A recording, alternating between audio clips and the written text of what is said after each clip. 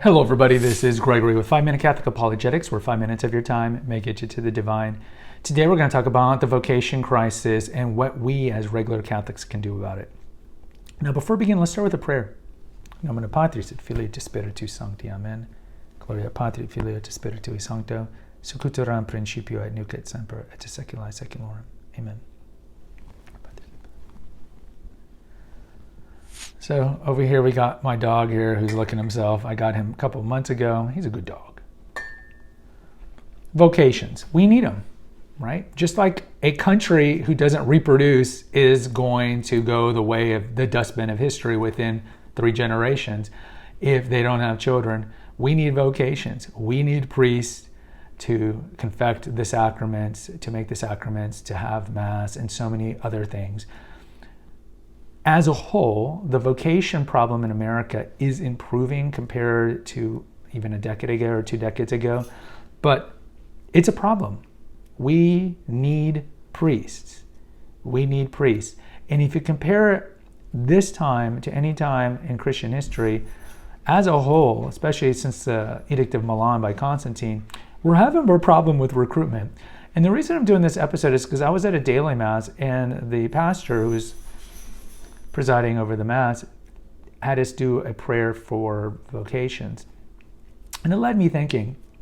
I have a video here where I was comparing two teenage groups that were at this daily Mass. One were trad cats and ones were just kind of dragged in there, I think, from the Catholic school that was nearby. And just kind of comparing the two. And we know the vocation crisis is acute, but it's not as acute in dioceses where that are typically more traditional, that are typically more fervent in the faith, that have very traditional, strong bishops. We know that the vocation crisis is at its worst in the most liberal of dioceses. And then you need to think, well, why is this? I have an episode I did how the regular, as Father McTeague would say from Catholic Current, I was blessed to have been interviewed by him probably about a year ago. There's a link in the episode notes if you want to hear that. He has a saying about the typical parish being Our Lady of Suburbia. How the pastor of Our Lady of Suburbia that is sparsely attended, has the, we'll just call it substandard music and other issues, they need to go to the trad communities. They need to go to the TLMs. They need to go to the ordinariates. They need to even go to what's their traditional parishes in their dioceses and see, wow, their pews are full. And then have the humility to ask the question, what are they doing that I am not doing, that I need to learn from so I can have this fervent faith? So it needs to be an open-mindedness, and it needs to be something where they can overcome their own prejudice. And many, not all, these priests, as I mentioned in that episode when I was in Italy, how I was refused the Eucharist because I wanted to receive it kneeling on the tongue.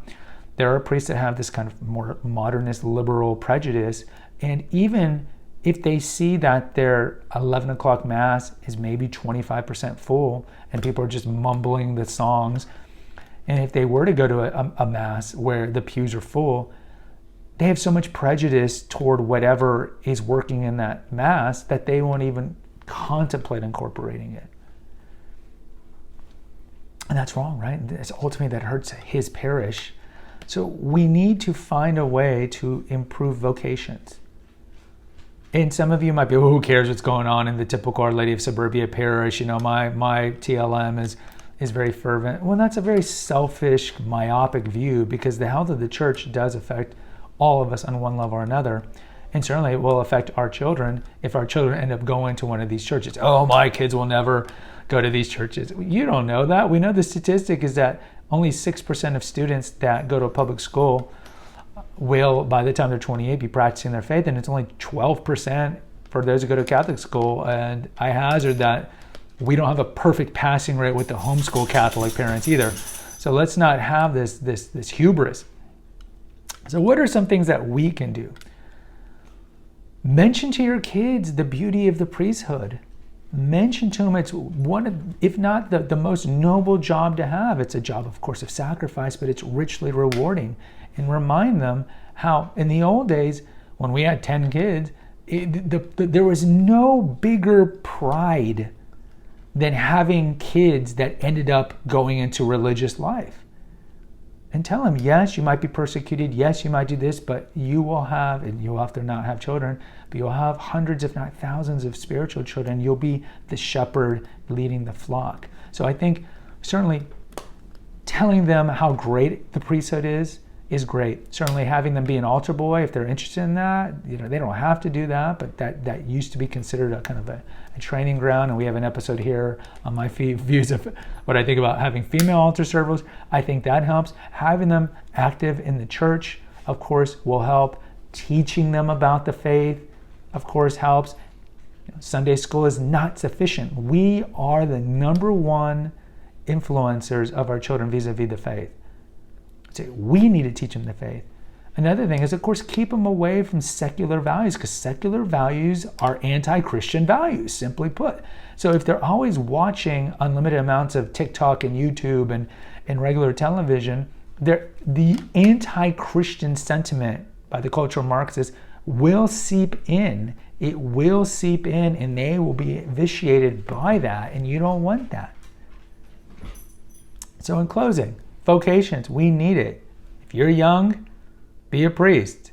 I can't be a priest. I'm too old. I've been aged out even if I wanted to be a priest. But we know even men in their 20s, even in their 30s, that can be accepted to the seminary as a change of career.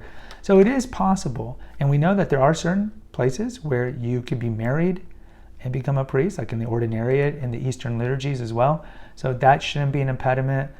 And we know that it's true vocation. In the Protestant world, it's kind of like, oh, this person is articulate. You need to be a pastor of a church. In the Catholic world, it is truly a vocation. You have to discern that vocation.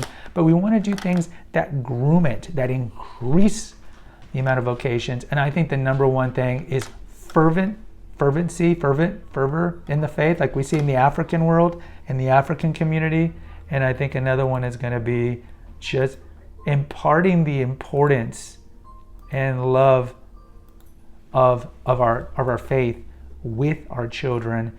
Keep them away from secular values, and ultimately, hopefully, these more Our Lady of Suburbia parishes will go check out some of the traditional ones to see why they're working over there. But pray for vocations. We definitely need to pray for vocations.